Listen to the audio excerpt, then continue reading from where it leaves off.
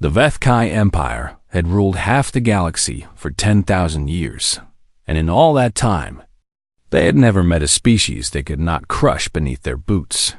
Their ships were faster, their weapons were deadlier, and their soldiers were enhanced with technology that made them nearly impossible to kill. When their scouts first discovered the small blue planet called Earth, they laughed at what they found humans were soft creatures with fragile bodies and short lifespans, barely capable of traveling beyond their own moon. The Vethkai High Command expected the conquest to take 3 standard weeks at most. They were wrong. The first invasion fleet met resistance that shocked the Empire to its core. Human soldiers fought with a ferocity that defied all logic, throwing themselves against superior firepower with weapons that should have been useless. They died by the thousands, but for every human that fell, they took Vethkai warriors with them. The war dragged on for 10 brutal years, and the cost grew higher with each passing month. The Vethkai had never lost a war, but they had also never faced an enemy that simply refused to surrender, no matter how hopeless the situation became. Finally, Emperor Kethurus called his council together in the great chamber of the imperial palace. "This war is bleeding us dry," he said, his 4 eyes scanning the admirals and generals gathered before him. "We must find another way." His advisors proposed many solutions, but the one that gained the most support came from the Minister of Cultural Affairs: a political marriage. The minister suggested, "We bind them to us through tradition, make them part of the empire in name, and let time do what our weapons could not."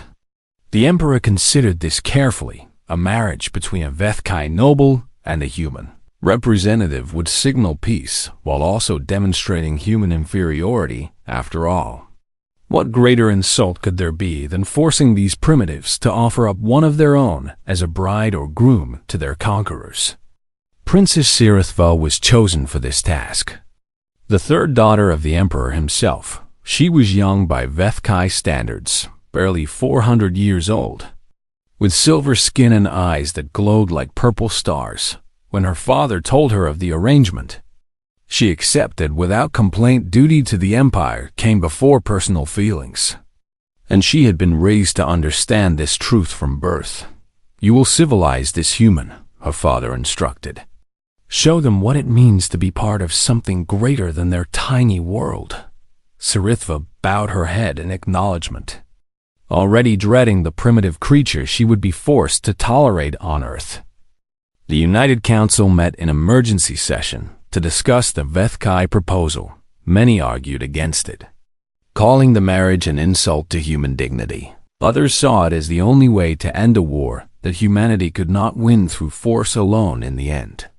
They voted to accept, and the task of selecting a representative fell to General Sarah Chun, the commander of Earth's defense forces. She knew exactly who to send. Commander Marcus Cole sat in her office 3 days later, reading through the mission parameters with a calm expression that never wavered.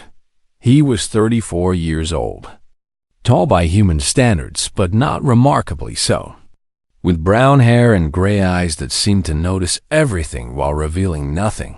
"You understand what we are asking of you?" General Chun said. "I do," Marcus replied, his voice quiet and steady. "This is not just a marriage, it is an infiltration, and you may be there for the rest of your life." Marcus nodded slowly, setting down the documents. "The Vethkai think they are humiliating us with this arrangement, but they are actually giving us something invaluable. Access," Chen agreed. "Access to their court, their military, their secrets, and time," Marcus added. "Time to learn, to prepare, to find their weaknesses." General Chun studied the man before her, remembering the reports she had read about his service record. Marcus Cole was a sentinel, one of humanity's most elite warriors, trained in combat arts that had been passed down for thousands of years. He had killed more Vethkai soldiers than any other human alive. Yet he moved through the world like a shadow, drawing no attention, making no enemies, He was perfect for this mission. The Council wants a peaceful resolution, she reminded him. Your primary objective is to build a genuine alliance if possible. And if it is not possible? Chun's expression hardened. Then you gather intelligence and wait for instructions. But Marcus, she leaned forward. Do not start a war we cannot finish. I never start wars, Marcus said with a slight smile. I only end them. 3 months later, Marcus Cole stood in the great hall of the Vethkai Imperial Palace. Dressed in formal human attire that looked almost comically simple compared to the elaborate robes worn by the alien nobles around him, thousands of Vethkai had gathered to witness this historic moment, and he could feel their contempt like a physical weight pressing against his skin. Princess Sirithva descended the stairs toward him, and despite himself, Marcus felt his breath catch in his throat. She was beautiful in an alien way. Her movements graceful and precise, her silver skin catching the light like moonlight on water. But her eyes were cold, and he could see the disgust she was trying to hide behind a mask of royal composure. The ceremony was conducted in the Vethkai language, and Marcus followed along perfectly. Having spent the past 3 months studying every aspect of their culture, when the officiant asked if he would bind himself to the princess in eternal union, he responded in flawless Vethkai, surprising everyone in attendance. Sirithva's eyes widened slightly at his pronunciation, but she said nothing. After the ceremony, they were escorted to their new quarters in the eastern wing of the palace. The rooms were luxurious beyond anything Marcus had ever seen, with windows that looked out over a garden filled with plants from 100 different worlds. You speak our language well, Sirithva said, her tone neither friendly nor hostile. I did not expect that from a human. I believe in understanding those around me, Marcus replied. It seems only respectful. She studied him for a long moment, trying to find the brutish warrior she had expected. Instead, she found only a quiet man with gentle eyes who seemed genuinely interested in learning about her world. This changes nothing, she said finally. You are still a primitive, and this marriage is still a cage for your people.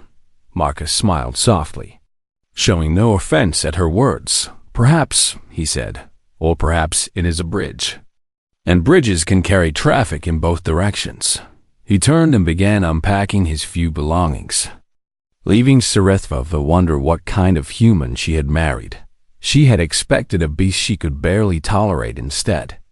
She had found a puzzle she could not solve, and that was far more dangerous than any weapon he could have carried. 3 years passed in the Imperial Palace, and Marcus Cole became something of a curiosity among the Vethkai nobility. They watched him move through their world with the same fascination one might show a trained animal, wondering how a primitive creature could adapt so well to civilized society. He learned their customs with remarkable speed, mastering the complex rituals of court life within his first year. He memorized the names and family histories of every noble house, knew which alliances were strong and which were crumbling, understood the subtle games of power that played out in every formal dinner and political gathering, and through it all, he remained unfailingly polite, never rising to the insults that were thrown his way. Admiral Vethros was particularly fond of testing the humans' patience at a celebration for the Emperor's birthday. The Admiral cornered Marcus near the refreshment tables, his friends gathering around to watch the entertainment.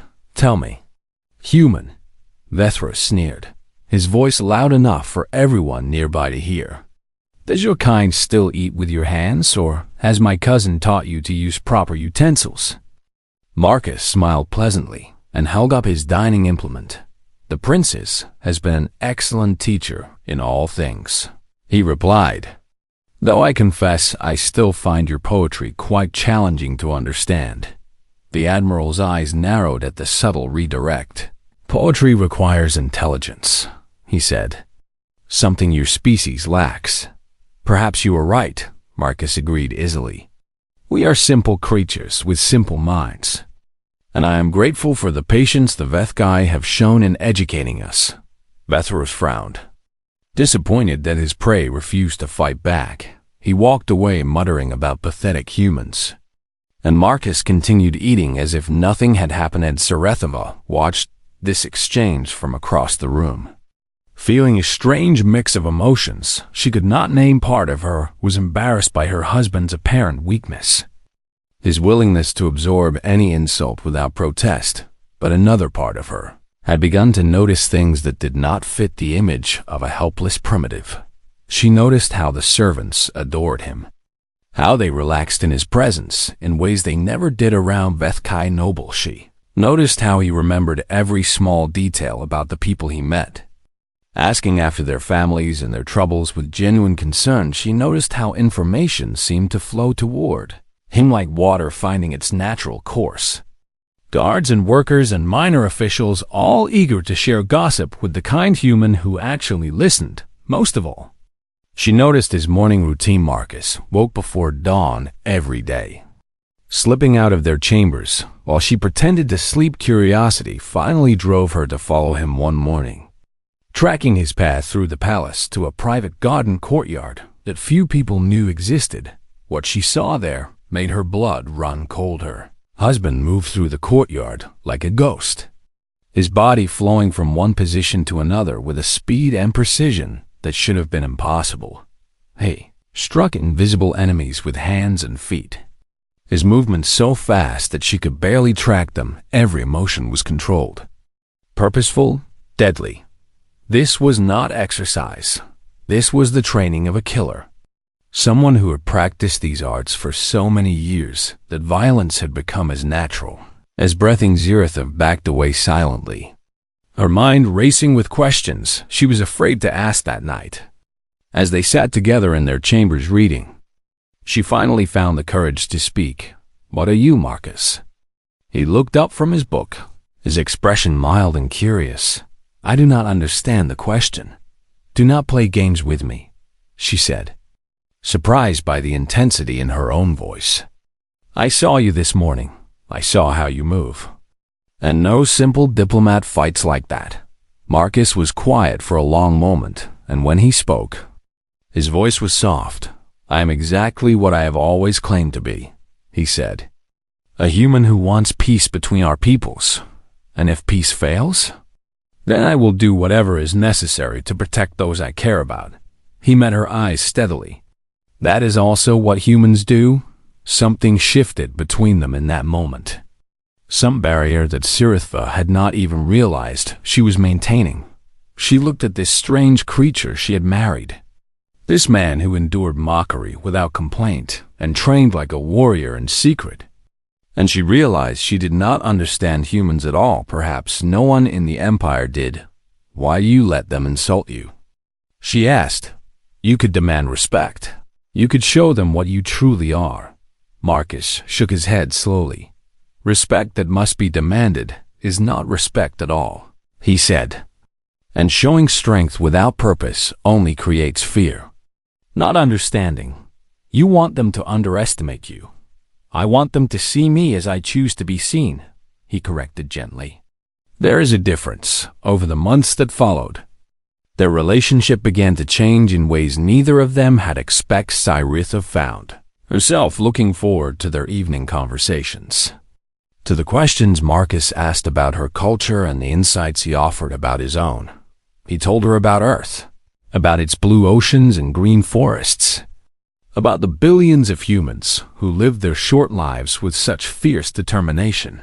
He told her about human history, the wars they had fought against each other, the lessons they had learned about the cost of hatred and the value of cooperation. She told him about the Vethkai, about the pressure of being a princess in an empire that valued strength above all else, about the loneliness of a life where everyone wanted something from you, and no one cared who you truly were. For the first time in her 400 years, Sirithva felt like someone actually listened when she spoke. Meanwhile, shadows gathered in the corners of the Empire. Admiral Vethros and his allies had grown tired of peace. Tired of watching humans gain status and influence through this marriage they considered a mistake, they met in secret, plotting a return to war. And they agreed that the first step must be eliminating the human prince consort. His death would be blamed on extremists. The treaty would collapse, and the empire would finally finish what it had started 10 years ago. They chose the Festival of Ascending Moons for their attack, when security would be distracted by the celebrations, and no one would notice 30 elite warriors moving through the palace. The assassins were the best the HFY military had to offer, enhanced with the latest technology and armed with weapons that could kill instantly. They had studied their target carefully, noting his routines, his apparent weakness, his complete lack of combat training. The mission would be simple. The human would die. The princess would be spared as a witness to human treachery, and the empire would have its war. None of them suspected that they were walking into a trap that had been 3 years in the making. The Festival of Ascending Moons filled the imperial palace with light and music. Thousands of HFY nobles celebrating the most sacred holiday in their calendar. Sci-Fi and Marcus had attended the formal ceremonies together, dancing the traditional steps and accepting congratulations on their 3rd anniversary from nobles who barely hid their contempt by midnight. They had returned to their chambers, exhausted from hours of forced smiles and political maneuvering. "I think Admiral Vethros wanted to strangle me during dinner," Marcus said with a slight laugh as he removed his formal jacket. Sci-Fi smiled despite herself. "He wants to strangle everyone," she replied. "You should not take it personally." They prepared for bed as they had done 1,000 times before, falling into the comfortable routine of a couple who had learned to share space and silence. Marcus kissed her forehead gently before turning off the lights, and within minutes, his breathing had slowed into the rhythm of sleep. Sci-Fi lay beside him, staring at the ceiling, her mind still churning with the events of the evening. She had almost drifted off when she heard it, a soft sound, barely audible, like fabric brushing against stone. Her eyes snapped open, and in the dim light from the window, she saw shadows moving where no shadow should be. "Marcus," she whispered, but he was already awake, his eyes open and alert, his body perfectly still. "I know," he breathed. 30 of them, coming from 3 directions. "How do you?" The door exploded inward. HFY warriors poured into the room, their neural disruptors raised and ready, their movements coordinated with military precision. The leader pointed his weapon at the bed and fired, but Marcus was no longer there. He had moved in the instant between the door breaking and the trigger being pulled, rolling off the bed and coming up in a crouch that put Sci-Fi behind him. The neural blast hit the pillows where his head had been a heartbeat before. "Kill the human," the leader shouted. "Spare the princess." What happened next would be replayed on every screen in the Empire within hours, captured by the security systems that the assassins had foolishly forgotten to disable. Marcus Cole moved like nothing the HFY had ever seen. He crossed the distance to the first attacker in a single stride, his hand snapping out to grab the warrior's wrist and twist. The crack of breaking bone was followed by a scream. And then the neural disruptor was in Marcus's hand. Instead, he did not use it to fire. Instead, he used it as a club, smashing it across the face of the second attacker with enough force to shatter the weapon and the warrior's skull together. The 3rd and 4th assassins attacked simultaneously, their enhanced reflexes pushing them to speeds that no normal human could match. Marcus caught one by the throat and used his body as a shield against the other's blade, then threw both of them into the wall with enough force to crack the ancient stone. Sci-Fi watched in frozen horror as her husband became something else. Entirely gone was the gentle diplomat, the patient scholar, the man who smiled at insults and bowed to those who mocked him. In his place stood a creature of pure violence, every movement precise and lethal, every strike designed to kill or disable in the most efficient way possible. An assassin managed to get behind him, Pressing a blade against his neck, Marcus grabbed the blade with his bare hand, ignoring the blood that ran between his fingers, and pulled the warrior over his shoulder into a throw that ended with a sickening crunch. Another fired a plasma burst at Sirithva. Seeing an opportunity to complete at least part of the mission, Marcus stepped into the path of the shot. The superheated energy burned across his shoulder and chest, melting fabric and searing flesh, and he did not even slow down. He was on the shooter before the Vethkai could fire again, his hands finding the warrior's neck and twisting with terrible finality. "Monster!" One of the assassins screamed, backing away from the human who should have been dead 10 times over. "What kind of monster are you?" Marcus did not answer with words. He answered with violence, working through the remaining attackers with a cold efficiency that bordered on mechanical. Some tried to run, but the door was blocked by the bodies of their fallen comrades. Some tried to surrender, dropping their weapons and raising their hands. But Marcus could not afford to leave witnesses who might try again. The whole thing lasted 47 seconds. When it was over, 30 elite Vethkai warriors lay broken on the floor, and Marcus Cole stood in the center of the carnage, breathing evenly, blood running down his arm and chest. He turned to look at Sirithva, and she saw that his eyes had changed. They were cold and ancient. The eyes of someone who had seen and done terrible things. Someone who had learned long ago to separate the act of killing from the weight of conscience. Then he blinked, and the mask returned, and he was just Marcus again. "Are you hurt?" he asked, his voice gentle and concerned. Sirithva could not speak. She could only stare at the man she had lived with for 3 years. The man she had begun to love, and realized that she had never known him at all. "Sirithva," he said, stepping toward her. "Are you hurt?" "Stay back," she whispered, pressing herself against the headboard. Pain flickered across his face, quickly hidden. "I would never hurt you," he said softly. "Everything I have done, everything I am, has been to protect you and to protect the peace between our peoples." "You killed them," she said, her voice shaking. "You killed 30 warriors like they were nothing. They came to kill me and start a war," Marcus replied. "I could not allow that to happen." He looked down at the bodies around him, and for just a moment, she saw something like sorrow in his eyes. "I did not want this," he said. "I have never wanted this, but I am what my people made me. And when those I love are threatened, I cannot be anything else." The palace guards arrived minutes later, responding to the sounds of combat, and they found a scene that would haunt their nightmares for years. The human prince consort sat on the edge of the bed, holding his wife's hand while blood dripped from wounds that should have been fatal, and around him lay the broken bodies of the Empire's finest warriors, killed by a creature they had dismissed as weak, and primitive words spread through the palace like wildfire. Then to the city, then to the entire empire, the humans were not what they seemed.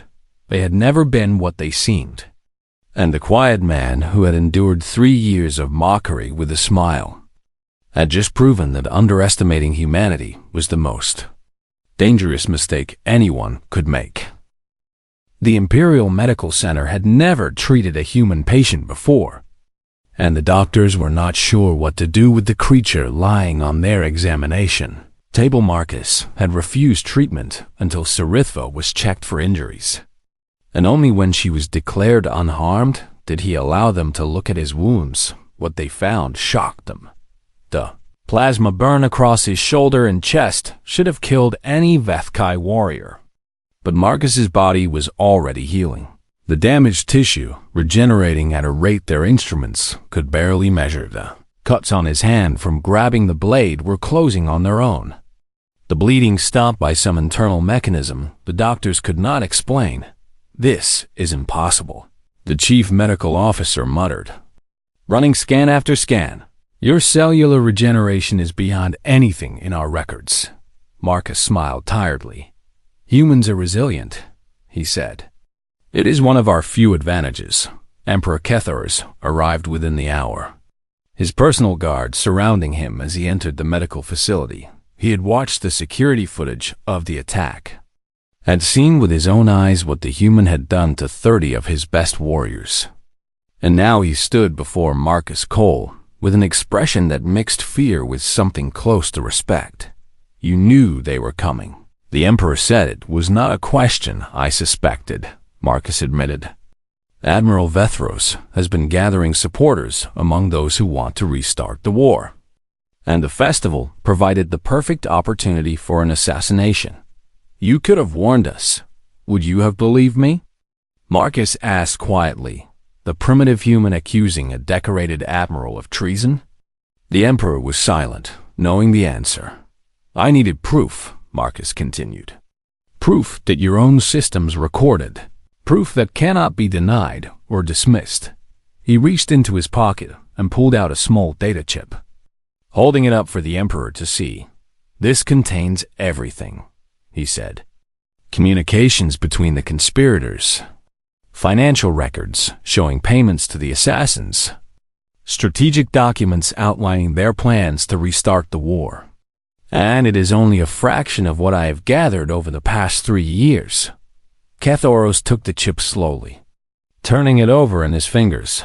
You have been spying on us, he said, his voice hard. I have been protecting us, Marcus corrected. Both of our peoples, because some wars should never be fought, and some peace is worth any price.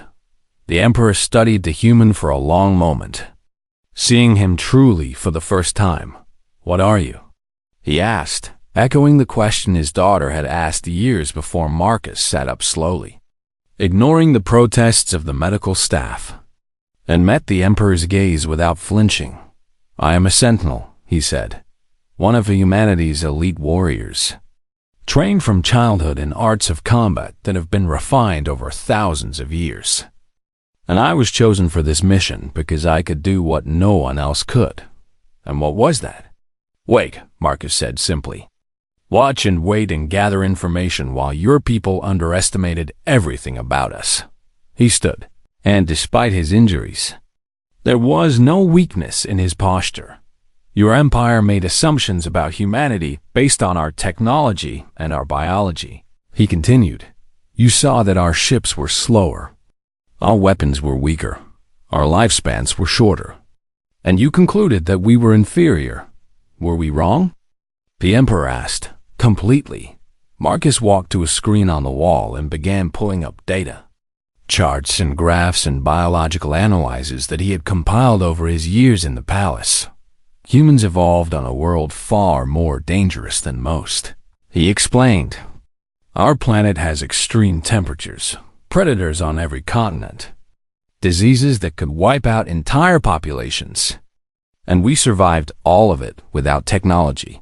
The screen showed comparisons between human and Vethkai biology under stress. Our bodies produce chemicals that enhance our strength and speed by factors your scientists dismissed as impossible. Marcus said, we call it adrenaline, and it allows us to perform feats that seem superhuman to other species.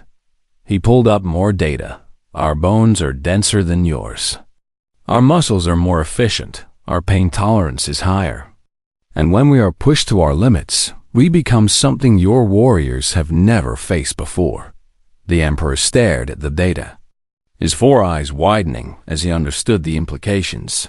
But our greatest advantage is not physical, Marcus continued. It is psychological. He showed recordings of human history, wars and disasters and catastrophes that should have destroyed the species. Humans do not fight for survival alone, he said. We fight for ideas, for concepts like freedom and dignity and love. And when we fight for these things, we become capable of anything. He turned to face the Emperor directly. Your people thought you were humiliating us with this marriage, he said. You thought you were demonstrating our weakness. But instead, you gave us access to your court, your networks, your secrets. The Emperor's expression hardened. You threatened my empire. No, Marcus shook his head. I protected it, because the same information that could destroy you has also shown me where the real threats lie. The internal divisions, the external enemies. The problems that your own intelligence services have missed. He gestured at the data chip in the Emperor's hand. That contains warnings about 3 separate plots against your life that your own security knew nothing about.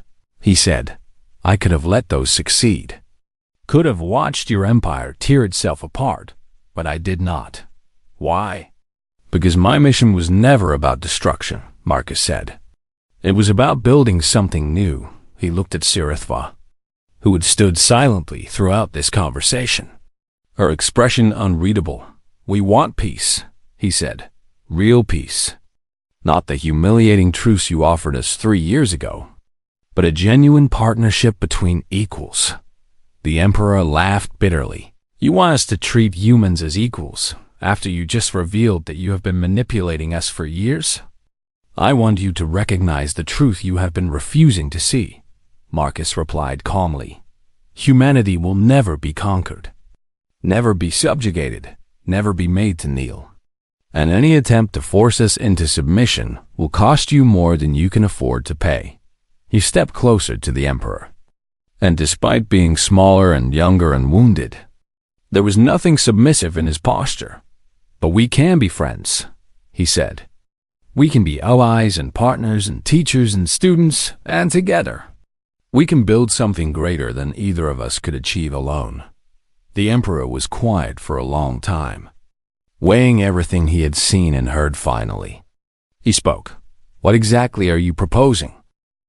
The arrest of Admiral Vethrus sent shockwaves through the entire Vethkai Empire. He was dragged from his estate in chains, along with 17 other high-ranking officials who had participated in the conspiracy. And the evidence against them was so overwhelming that even their allies could not defend them. The trial was broadcast across every world in the Empire, and billions watched as the security footage from the assassination attempt was played again and again. They saw 30 elite warriors storm into the chambers of the human prince consort. They saw those same warriors broken and destroyed by a single human who moved like death itself, and they saw the face of Admiral Vethrus in the communications that had ordered the attack. His voice clear and unmistakable as he called for the murder of an innocent man to restart a war. The Admiral was executed 3 days later, and his supporters scattered like insects fleeing the light. But the damage to the Empire's confidence was already done for 10,000 years. The Vethkai had believed themselves superior to all other species in the galaxy. Now they had seen human tear through their best warriors like they were children playing at combat. Now they had learned that this same human had spent 3 years gathering intelligence right under their noses, learning their secrets while they mocked him as a primitive. The question on everyone's mind was simple. If one human could do all of this, what could all of humanity do? Emperor Ketharus called a meeting of the High Council. 1 week after the Admiral's execution, Marcus Cole was invited to attend. Not as a curiosity or a symbol of conquest, but as a representative of Earth with full diplomatic standing. He walked into the council chamber with SciFi at his side, her hand resting on his arm in a gesture that would have been unthinkable a month before the Emperor stood as they entered. And every other council member rose with him. It was a sign of respect that no alien had ever received in this chamber. We have studied your proposal, Ketharus said. And we have questions, Marcus nodded. I would expect nothing less. For 3 hours. The council interrogated him about every aspect of the new treaty he had proposed. They asked about trade agreements and military cooperation and cultural exchange programs. They asked about human technology and human biology and human psychology. They asked how the Empire could trust a species that had spent 3 years deceiving. Then Marcus answered every question with patience and honesty, holding nothing back. You ask how you can trust us, he said finally. And the answer is that trust must be earned through actions, not promised through words. And we are willing to take the first steps if you are. He outlined humanity's offers, sharing their medical research, which had produced treatments for diseases that Vethkai doctors had considered incurable, opening their cultural archives, which contained thousands of years of art and music and literature from a species that had faced extinction many times and survived, providing military assistance against the Empire's enemies, who had begun circling like predators sensing weakness in exchange. We ask only to be treated as equals, Marcus concluded. Partners in building a future that benefits both our peoples. The council voted unanimously to accept the proposal. That night, a new treaty was signed in the same hall where the original marriage ceremony had taken place 3 years before. This time, there were no insults hiding behind smiles, no contempt masquerading as tradition. This time, the Vethkai and the humans met as equals, and the document they signed reflected that truth. Sarithva stood beside Marcus throughout the ceremony, watching as her father and the human representatives exchanged formal greetings and pledged their peoples to friendship. When it was over, she led her husband out onto a balcony overlooking the imperial gardens, where the moons of the Vethkai homeworld painted silver light across the ancient trees. You planned all of this, she said quietly. From the very beginning, Marcus was silent for a moment. I planned for many possibilities, he admitted. But I did not plan for you. She turned to look at him. What do you mean? I expected a cold political arrangement, he said. I expected to spend my life in the company of someone who tolerated me at best. And I was prepared for that. He reached out and took her hand, his touch gentle, despite the strength she now knew those hands possessed. I did not expect to fall in love with you, he said. I did not expect to find someone who saw me as more than a tool or a weapon or a curiosity. And that changed everything. Sarithva felt tears forming in her eyes, an emotional response she had been taught to suppress since childhood. The night of the attack, she said, when I saw what you truly were, I was afraid of you. I know. I thought I had married a monster hiding behind a gentle mask. Marcus nodded slowly. And now? She squeezed his hand. Now I understand that you are exactly what you always claimed to be, she said. A human who wants peace and who will do whatever it takes to protect what he loves. She stepped closer, resting her head against his shoulder. You never lied to me, did you? Never, he promised. I kept secrets because I had to. But every moment of tenderness, every word of affection, every time I told you that I cared about you, those were all true. They stood together in the moonlight. Two beings from different worlds who had somehow found each other in the middle of political schemes and ancient prejudices. What happens now? Sarithva asked. Now we build something new, Marcus replied. Together, in the years that followed, the alliance between humanity and the Vethkai Empire became the foundation of a new galactic order.